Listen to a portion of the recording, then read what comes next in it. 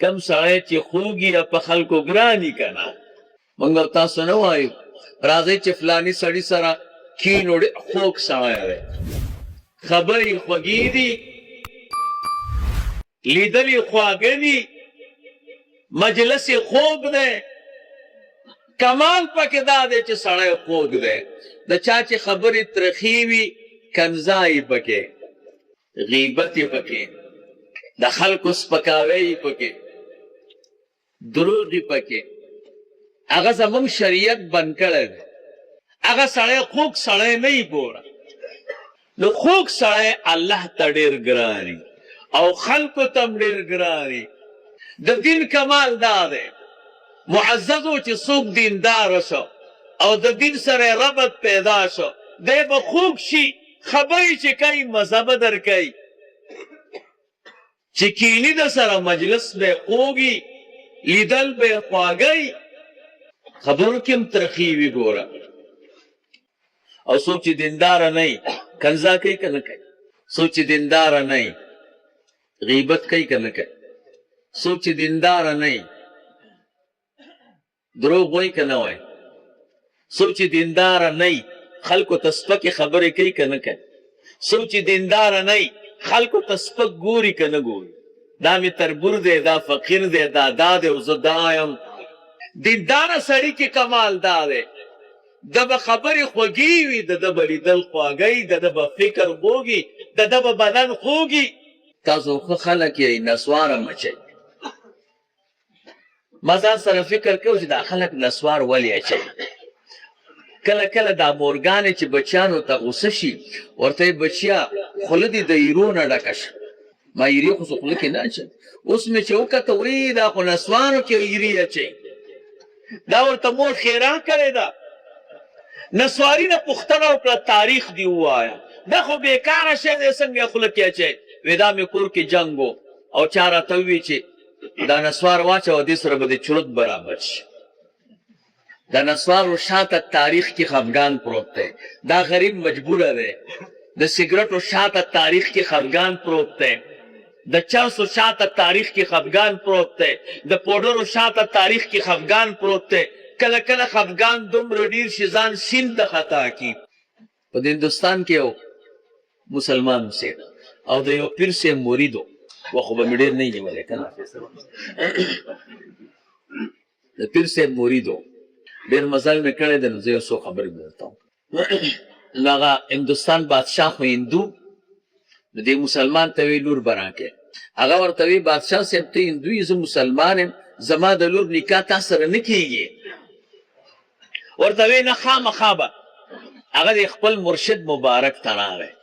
ورته وی صاحب بادشاه مې نه پرېږدي او لور رانه غواړي زما د لور نکاح ورسره نه کېږي ورته وی بچیه کور کې کښېنه دا د بادشاه کار نه دی کېږي به هغه څه چې الله ووایي دا د ده کار نه دی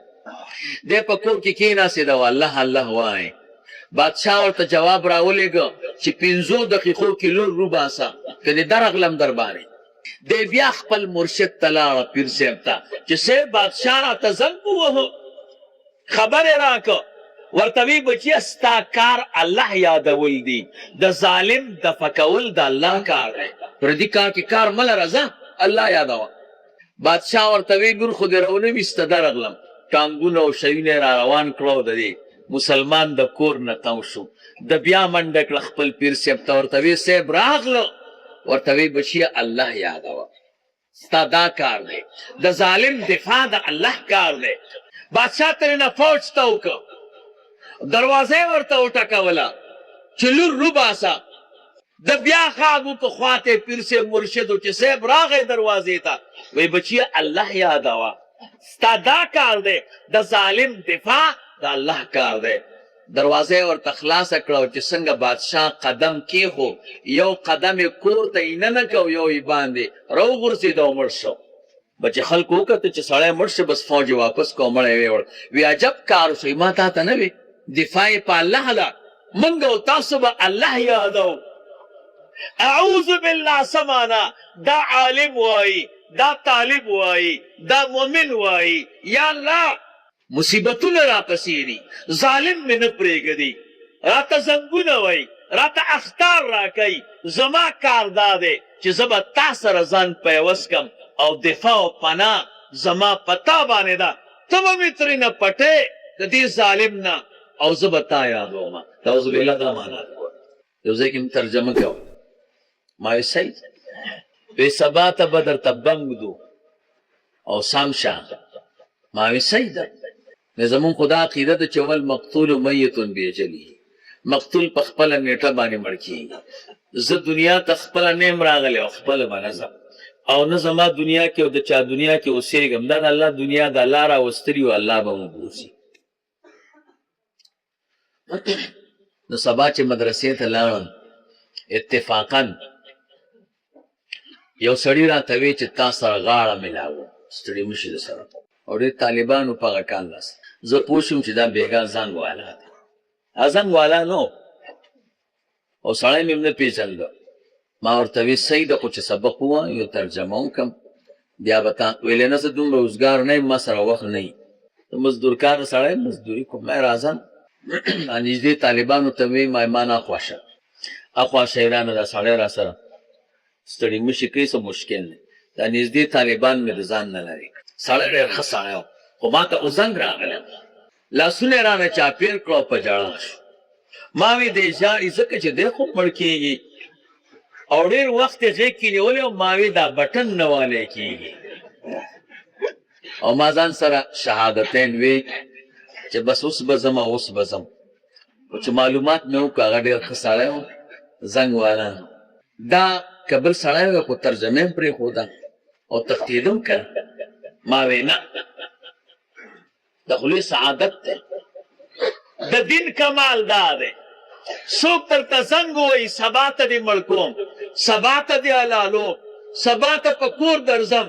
ته فکر مه کوه دغه قرآن کریم راواخله او درود شریف ووایه د قرآن کریم تلاوت وکړه مونځ وکړه د علماو سره ربط پیدا کوه الله ته سوال وکړه هېڅ خبره نشته زه یو ځل زموږ یو ملګری راغلی و د عمرې نه الله دې موږ او تاسو بیا بیا بوځي نو میدان هوایي ته تلم نو زما یو شاګرد و اوس قاضي صاحب دی نو ما ته یو درې خبرې وکړې ترخې اوس مې محلق تریخ دی رانه نه هېرېږي ما وګوره دې خبرو کې دومره تاوان دی څوک چې ترخې خبرې وکړي سړي نه نه هېرېږي او خوږې خبرې چې وکړي هم سړي نه نه هېرېږي پښتو کې وایي ښه پرهر د تورې چې رغېږي په مرهم بد پرهر د ژبې چې تر عمره پورې سم چا درته ښه خبره وکړه ادر نه نه ویرېږي خو چا درته بېکاره خبره وکړه هغه به ستا تر حیاته پورې باقي وي اعوذ بالله من الشیطان الرجیم دا زمونږ د اسلام او د دین ابتدا ده کله چې بچی مدرسې ته راولو او دی مدرسه شروع کوي او سبق شروع کوي استاذ ورته وایي اعوذ بالله من الشیطان الرجیم بیا د دې طالب دا سبق یادي کلم چې کتاب شروع کوي دی وایي اعوذ بالله من الشیطان الرجیم ټول زندگی هر کله چې د اسلام او د دین سبق شروع کوي دی اعوذ بالله وایي دا ولې وایي صرف عمدا درته وایم آسان دا ورته ځکه وایي چې دا اعوذ بالله د طالب ته او د عالم ته او د مور او پلار ته پنځه خبرې کوي پنځه خبرې کومې یوې دي اوله خبره اعوذ بالله د عوض پنځه معنی دي یو معنا د عوض ته خوږوالی عرب وایي اطیب اللحم عوضه په ټولو غوښو کې خوږه غوښه هغه ده چې د اډوکي سره پیوستی رسول الله مبارک صلی الله علیه وسلم به د لاس غوښه خوښه وه موږ او تاسو خو پسته غوښه غواړو قصاب ته چې ورشو موږ ورته یې پسته غوښه راکړه که اډوکې پکې اچوي مزه نه راکوي داسې نه ده رسول الله مبارک ملاس وخاو او د لاس په غوښه کې څلور کمال یو کمال دا و چې غوښه خوږه ده لاس کې ورسره اډوکی دی دویم کمال دا و چې د نجاست نه لرې ده که نه ورونو غوښه خو نجاست سره نږدې درېیمه دا ده چې هضم کېده خو څلورمه دا ده چې پخېده زه ځکه رسول الله مبارک به د زراح غوښه ډېره محبوبه وه ډېر علماو ته په مشکات شریف کې تېر شوي نو عرب وایي هغه غوښه ډېره محبوبه ده او ډېره خوږی کم چې د اډوکي سره نږدې څه معنا ده د دې دین کمال دا دی د دې احادیثو کمال دا دی د دې قرآن کریم کمال دا دی چې دا د ترخه سړي نه د تریخ سړي نه خوږ جوړی اعوذ بالله زه ځان خوږوم په الله باندې د دین سره ځان یو ځای کوم چې خوږ شم ام معبد خزاعیه رضی الله تعالی عنها هغه د رسول الله مبارک په باره کې وایي دا مېلمه چې راغلی خلکو کې ښایسته مو قیمتي مو او چې رانږدې شه نو ډېر ښایسته و خوږ و ډېر خوږ سړی و وروسته بیا وایي خوږې خوږې خبرې کولې موسی علیہ السلام په دغه کې و په جبل تور کې اکم غر کې چې الله تعالی ورته تورات ورکو دا غر نوم دی جبل تور جبل تور ورته ولې وایي تور هغه خاورې ته وایي چې سره بخونه وي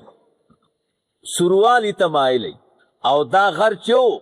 دا سروالي ته مایل و د دې دا رنګ سورو ځکه ورته جبل تور وایي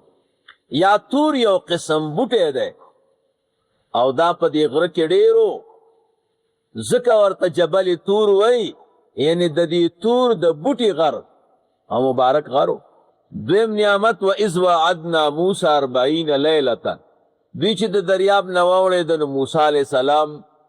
دوی سره یو وعده کړې وه وایي زه به درته د الله تعالی کتاب راوړم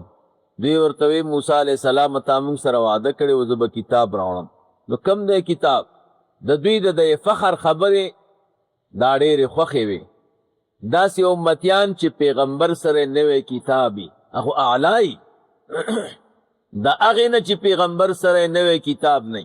موسی علیه السلام مې صحیح ده بس جبل تور ته لاړو 10 ورځې الله ورته وفرمیل روژه به کې شپه ورځې 10 ورځې روژه کړه په 10مه ورځې مسواک استعمال کو الله ورته وفرمیل چې ستا د خوله کې چې کومه خوشبویي وکړه نه هغه دې لاړه کړه په مسواک اوس به 10 ورځې نوره روژه کوې نو 10 ورځې نوره روژه کړه 40 شپې برابر شو نو الله تعالی ورته 40 شپې نه بعد تورات ورکړه 40 کې څه کمال دی او په شپو کې څه کمال دی 40 عدد یو مبارک عدد دی نو ځکه الله تعالی ورته 40 شپې یادې کړه 10 ورځې د ذوالقعدې وي دا موږ او تاسو کومه میاشت کې او 10 ورځې د ذوالحجې یعنی د لوی اختر په ورځ باندې ورته بیا الله تعالی تورات ورکړه بچی چې د مور په رحم کې که نه او د یو حالت نه بل حالت ته اوړي نو په هغې 40 شپې لګي 40 شپې نطفی 40 شپې علقی 40 شپې جوړې شوې غوښی 40 شپې بعد بیا د هغې نه غوښه جوړه شي او وډوکي نو 40 عددو کې کمال پروت هر پیغمبر ته الله تعالی چې پیغمبري ورکوي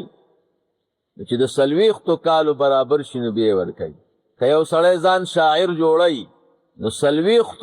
ورځو کې شاعر کی سار چې منځو کې یو پارک ته لاړ شي او کاغذ او قلم والي او یو شعر ولیکي نه خو به غلطي نو سبا به بیا ځي بله ورځ بیا 40مه ورځ چې راځي دی به شاعري دا اولیا بزرگان نیکان خلق چې دي دوی چې دا ذکرونه پخی نو 40 شپو کې پخی هغې ته چیله وی چیله به تیری هم 40 شپې دي زمونږ طالبان چې د سبقونو د کتابونو مطالعه زده کوي نو دام په څلوېښتو شپو کې 3 بجې چې راپورته شي کتاب به وګوري داسې په خوله نه په ذهن باندې هغه سر نه تر دې سره پورې به یو مخ وګوري یا به کتاب بند کي بیا به ذهن کې واړی نو 4 حصو کې به یو حصه ورته یاد بیا بیا بیا 4 کرته چې یو مخ وګوري نو دته به یاد شي بیا به سبا ته لږ پې زیات کړي 40مه شپه چې راځي دی چې 10 پاڼې کتاب ګوري ورته یاد به 10 پاڼې کتاب نو 40 شپو کې کمال دی تانوی بابا وی 40 شپو کې سړی ته کشف القبور هم حاصلی او شپې ولې وي شپه د عاشقانو ده کنه شپه کې عبادت هم ثواب ډیر لري او شپه کې اخلاص هم ډیری او دریان هم لري ورځ کې خدا ټول شوي نه پراته نو چې موسی علیه السلام الته 40 شپې تېرولې کنه نو دلته بني اسرائیلو کې یو بل موسی پیغمبر چې و هغه موسی ابن عمران دلته یو بل موسی ابن ظفر سامری چې ورته وي او دا ولد زیناو د داسې کار وکړه چې دا بني اسرائیل خو ډېر قمقل دي نو دوی ته وی وایي زه به درته خدای جوړ کمه اصل کې دوی چې د بحر قلزم نه راوړېده نو یو کلي باندې راغله او هغې کې هغه خلکو د خوشي عبادت کو نو موسی علیه السلام ته دوی ووی وی د دې خلکو خدای شته او زمونږ نشته نو موږ ته هم داسې یو خدای مقرر کا موسی علیه السلام ورته وی دا څومره قمقل یی هغه ښایسته رب درته څومره احسان در باندې وکړو د فرعون نه اخلاص کړی اوس د خوشي عبادت کوئ نو دا د خوشي محبت د دوی په دې زړه کې پروت د بني اسرائیل ورته وی ښه څه وکړو وی داسې کار وکئ چې هغه سره زر د سره دي که نه د فرعونیانو نو هغه راغونډ او ما سره هم شته ټول یې راغونډ کړه او یو قالب یې جوړ کړه د خوشي او حافظ ابن کثیر صاحب وایي د دوی نه لرې شو او یو کنډواله کې پټ قالب جوړ او سره زر یې ویلې کړه په قالب کې واچه قالب یې چې ترې نه لرې کړه د خوشي شکل پاتې شکل هغې کې سورې وکړه د خولې او د دبر د طرف نه او یو شپېلې غوندې شی پکې ولګاو دوی خو په ډاګه کې نو چې هوا به پکې لګېدل هغې به د خوشي غاک کو او یا د سره یو قیمتي خاوره وه بحر قلزم سره نږدې جبریل علیه السلام راغی نو د جبریل علیه السلام چې کم اس و نو دغه اس پښه به چې کم ځای کې ولګېدل هغې به شین کېده د هغې نه یې خاوره راپورته کړه او ځان سره یې ساتلې وه د جبریل علیه السلام اس ته فرس الحیات وی او د جبریل علیه السلام ځکه پیژنده چې دا کله چې پیدا شه دا خو د زنا نه نو مور یې وغورځو د بې تربیت جبریل علیه السلام کړی عجیبه قانون د الله تعالی دی د دې سامري تربیت جبریل علیه السلام کړو او څومره مضر وخته او د موسی علیه السلام تربیت فرعون کړو الله تعالی ترېنه نبي جوړ کړ د چا چې اصل بیکاری نو تربیت ورته کار نه ورکوي او چې اصل یې قوي وي بیا نه خرابېږي نو ده پکې دغه خاوره واچوله دغه خوسي د سرو زرو کې بس هغې به د خره د خوسي غاک کو ورته وی هذا الهکم و اله موسی فنسیه استاسو خدای خدا دی او د موسی علیه السلام خو موسی علیه السلام نه هیر شو موسی علیه السلام د ده د پسې کوی تور ته لاړو او الله او خدای دلته راغی العیاذ بالله نو دته سجده کوئ د بس بني اسرائیل ورته سجدې کولې بیا بني اسرائیل 3 ډلې شو یو ورته سجده کوله دویمه ډله داسې وه چې هغوی سجده نه کوله خو دوی ته هم څه نه وې او درېیمه دا ده چې سجده هم نه کوله او دوی منې کو هم د هارون علیه السلام ملګري و 12 زره چې موسی علیه السلام راغی او د دوی حال یې وکته ډېر غوسه شو او هغه د تورات تختې چې وې هغه په دیوال باندې کېښوې والقى الالواح هلته معنا غورځول نه دي معنا یې ده چې کېښوې پیغمبر د الله کتاب نه غورځوي زمونږ او ستاسو ملګري چې معنا کوي چې د تورات تختې وغورځولې دا صحیح معنا نه ده القا معنا ده کېښوې د یوسف علیہ السلام قصه کې بدر تراش فالقا قمیصه هغه د یوسف علیہ السلام قمیص د یعقوب علیہ السلام پسترګو کې خو نو القا یو معنا د کې خودل نو د کې خوي او نور موسی علیہ السلام ته غصه شو دا هارون علیہ السلام ته غصه شو د ګیری نه ونیو ورتوی تاول دوی ته نصیحت نکاو هارون علیہ السلام ورتوی زما د مور بچیا ما ورته ډیر نصیحت کړه ده او قریب او چې زیم وجلم د ما سره یو فکر پیدا شو چې تا دا دومره سختی ولې کوله چې بن اسرائیل دې په جنگ اخته کړو زما د خبرې انتظار به دې کو موسی علیہ السلام چې پوه شو چې دا خو د غلطي نه ده بیا الله تعالی نه معافي وغوښته د ځان د پاره او د هارون علیہ السلام د پاره